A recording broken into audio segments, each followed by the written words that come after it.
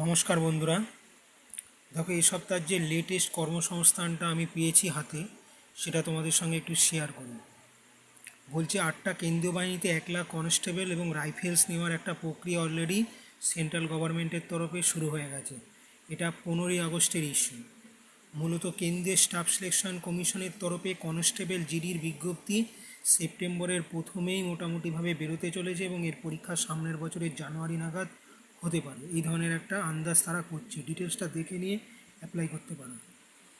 Indian অয়েলে 433 apprentice, এই ধরনের একটা রিক্রুটমেন্টের খবর অলরেডি দিয়েছে।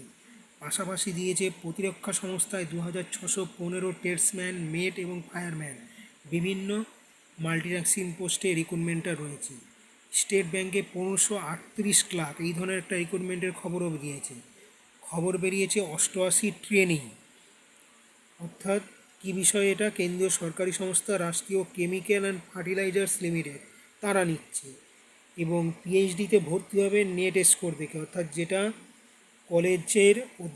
কলেজের যে শিক্ষকতার চাকরির যে পরীক্ষাটা হয়, যেটা কমন এন্ট্রান্স টেস্ট বলে, নেটটা, তার স্কোরটা দেখে পিএইচডি ভর্তির ক্ষেত্রে কিন্তু সুযোগটা আসতে চলেছে।